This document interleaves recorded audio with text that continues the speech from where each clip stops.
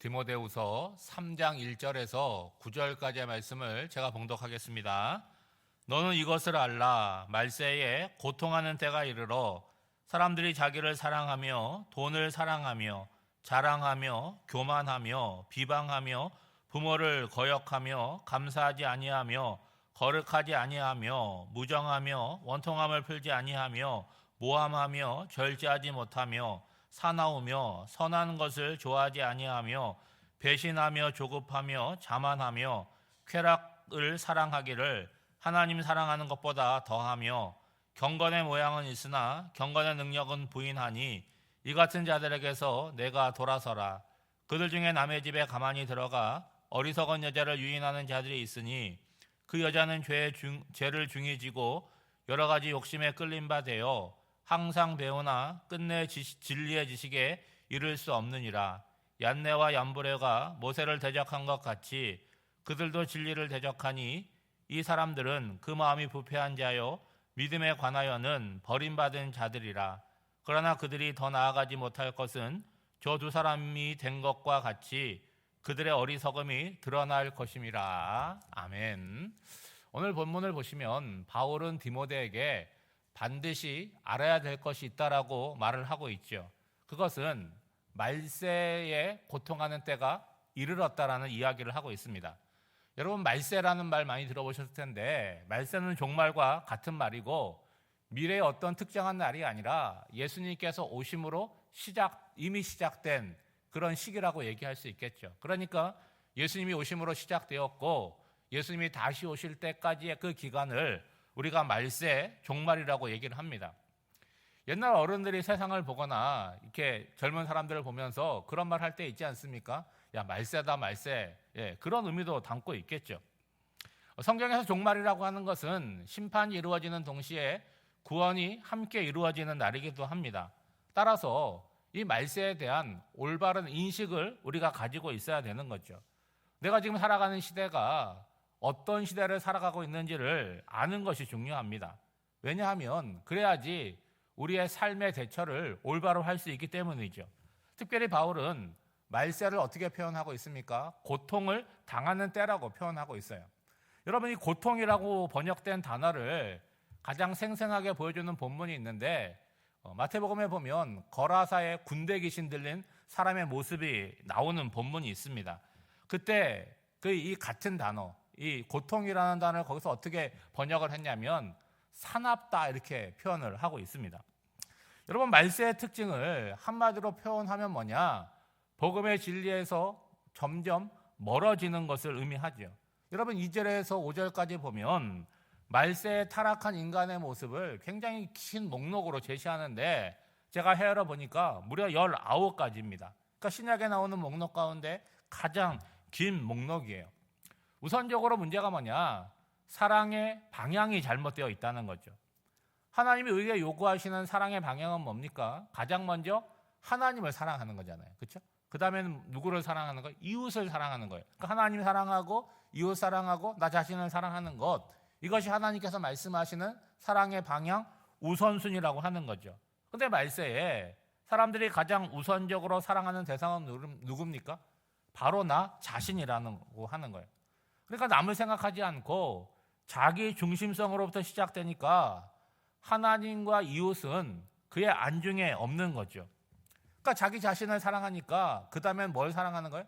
돈을 사랑하고 쾌락을 사랑하고 내가 돈이 많음을, 내가 이렇게 인생을 즐겁게 살고 있는 것을 다른 사람에게 과시하고 자랑하잖아요.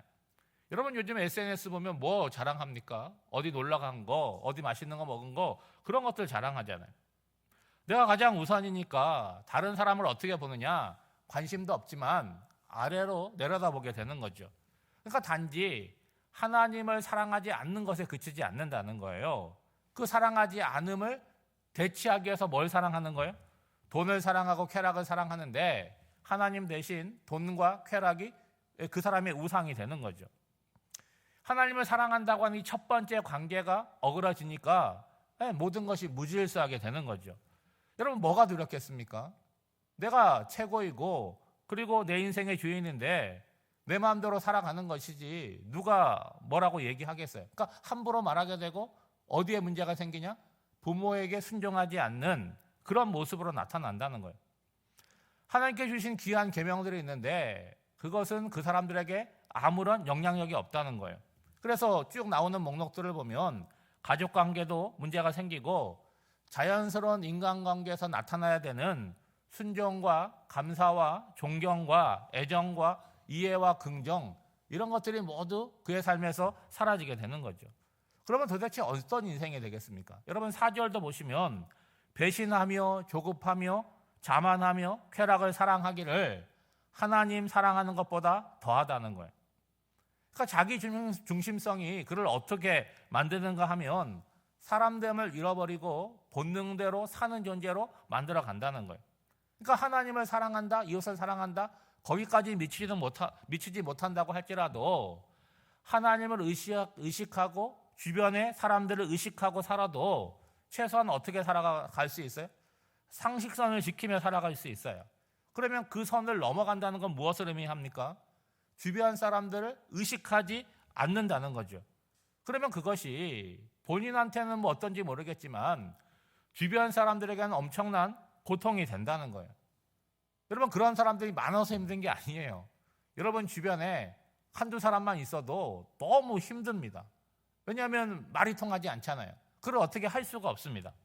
여러분 이런 관점에서 보면 신앙생활을 한다는 거 이게 얼마나 큰 유익이 있습니까? 아니, 구원받는 거 당연한 것이고 그리고 더 나가서 일상의 삶에서 하나님을 의식하고 살아가면 여러분 최소한 어때요?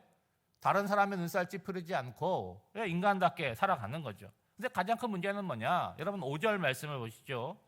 경건의 모양은 있으나 경건의 능력을 부인하니 이 같은 자들에게서 내가 돌아서라. 여러분 2절과 4절 말씀만 보면 이런 사람들을 우리가 마주칠 일이 없을 것 같아요. 어디 저 어두운 뒷골목에 있는 사람처럼 느껴지는데 지금 바울이 디모데에게 말하는 건 뭐예요? 신앙의 울타리 안에 그런 사람이 있다라고 얘기를 하는 거죠. 여러분 경건의 모양이라고 하는 건 무엇입니까? 외적으로 볼 때 저 사람 신앙생활 잘하는 것 같다, 경건하다 그렇게 보인다는 거죠. 왜 이렇게 보입니까? 뭐 예배에 빠지지 않고 그리고 교회 생활을 잘하고 있는 것처럼 보이니까 그렇다는 거예요. 근데 문제는 뭐냐? 말씀을 따라서 삶을 살지 못하고 성령의 능력과 변화에 대한 인식이나 그런 것이 없는 거죠. 복음서를 보면 예수님께서 종교 지도자들을 비판할 때 가장 많이 나오는 단어가 뭡니까?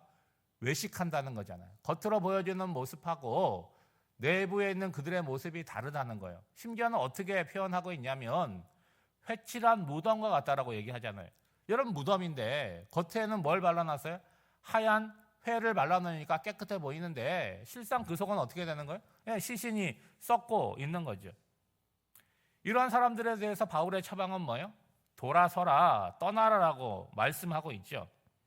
여러분 공동체 안에 이런 사람이 있다라고 한다면 여러분 정말 많은 기도가 필요하겠죠. 여러분 신앙생활을 할 때 내가 믿는 신앙과 나의 삶이 일치해야 되는데 뭐 저도 마찬가지고 모두가 다 괴리되어 있어요. 문제는 뭐냐? 그거를 인식하고 괴로워하는 사람이 있어요. 이러면 안 되는데 내가 믿는 바를 삶으로 살아내야 되는데 그 괴로워하고 그 간격을 좁히려고 애를 쓰는 사람이 있고 그런 인식이 전혀 없는 사람들이 있습니다. 오늘은 비슷해 보일지 모르겠지만 여러분 시간이 갈수록 점점 다르지 않겠습니까? 7절에 보면 항상 배우나 끝내 진리의 지식에 이를 수 없느니라. 여러분 세상에서는요 뭔가를 배우면 내가 뭔가를 알고 있다, 지식의 단계에 머물 수 있지만 신앙에서의 배움은 무엇입니까? 항상 실천과 변화를 요구한다는 거예요. 내가 몇십 년을 신앙생활하고 수백 번의 예배를 드렸고 그런 것에 우리의 자랑이 있는 것이 아니라 그래서 결과적으로 내가 어떤 사람이 되었느냐 이 질문에 내가 대답할 수 있는 것이 있어야 되는 거죠. 그러니까 많이 배웠다, 많이 아는 것 거기서 그치지 말고 뭐가 있어야 되는 거예요? 내적인 변화가 있어야 돼요. 그걸 누가 느껴야 됩니까? 내가 느껴야 되고 내 주변 사람들이 유익을 누려야 되는 거예요. 여러분 진리의 말씀을 듣고도 삶의 변화를 이루어내지 못하면 진리는 그 사람에게 아무것도 아닌 것이 되고 오히려 그 진리를 대적하게 된다는 거예요. 8절 말씀해 보면 그 옛날 모세를 대적했던 얀네와 얀브레라고 하는 사람이 나오는데 이게 성경에 등장하는 인물이 아닙니다. 그러니까 다른 문헌에 나오는 인물을 지금 바울이 얘기하고 있는데 이 사람들은 누구냐? 모세를 대적했던 애굽의 술사들을 이야기하는 거예요. 그러니까 이들을 왜 등장을 시키느냐? 진리를 대적하고 거역했던 사람들의 대표 인물로 이들을 등장시키는 거죠.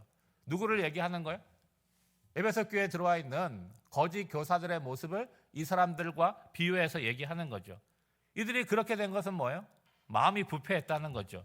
그래서 올바른 신앙과 믿음을 형성하는데 실패했기 때문에 그렇다는 거죠.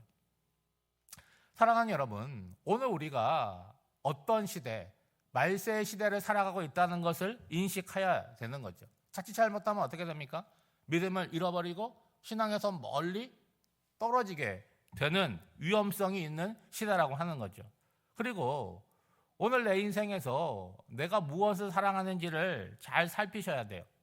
그 순서를 지켜야 되는 거죠. 하나님 사랑하면 되는 거예요. 그게 첫 번째면 나머지는 자동으로 쭉 이어지게 됩니다. 근데 이게 어그러져 버리면 다 꼬여버리게 되고 무질서하게 되는 거죠. 그러니까 눈에 보이는 사람 앞에서는 신앙인 척 할 수 있다는 거예요. 얼마든지 그렇게 할 수 있죠. 그렇지만 하나님 앞에서는 속일 수가 없는 거죠. 그러므로 진리의 말씀을 늘 붙들어야 되고 나 중심성의 유혹을 떨쳐버리고 참된 경건의 능력을 가지셔야 되는 거죠. 오늘 여러분 그렇게 하려고 새벽에 나오신 거 아닙니까? 말씀을 듣고 기도하고 여기서 멈추는 것이 아니라 그 기도가 삶의 경건의 능력으로 이어주는 귀한 통로가 되시기를 주님의 이름으로 축복합니다. 기도하겠습니다. 사랑의 하나님, 우리가 살아가는 시대가 말씀을 깨닫게 하옵소서. 하나님을 사랑하기보다 나를 사랑하고 돈과 쾌락에 끌리는 것을 경계하게 하옵소서. 말씀을 배우는 것이 지식이 아니라 내적인 변화로, 삶의 변화로 나타나게 하옵소서. 하나님이 기뻐하지 않는 모든 것들을 내어버리고 성숙한 그리스도인으로 날마다 나아가기를 원합니다. 경건의 모양만 드러내는 것이 아니라 경건의 능력을 인정하며 그 능력을 받아 누리며 살게 하옵소서. 교회 학교에 복을 주시고 그곳에서 자라나는 다음 세대들이 믿음의 사대로 성장하게 하시고 하나님이 늘 지켜보호하사 악으로부터 지켜주시옵소서. 고3들 수능을 앞두고 있는데 진로를 인도하옵소서. 청년들에게도 함께하사 학업과 취업을 비롯해서 인생의 중요한 시간들을 소중하고 알차게 보내게 하옵소서. 오늘도 주전에 불러주셔서 말씀을 듣고 기도의 자리로 나아갑니다. 성령께서 우리 각 사람에게 임재하사 마음의 평안을 주시고 이곳에 우리에게 찾아오사 귀 기울이시는 주님을 경험하는 복된 시간이 되게 하여 주시고 오늘 한 날의 삶도 들은 말씀과 기도가 응답되는 복된 한 날이 되기를 간절히 바라옵고 나오며 이 모든 간구를 예수님의 이름으로 기도하옵나이다. 아멘.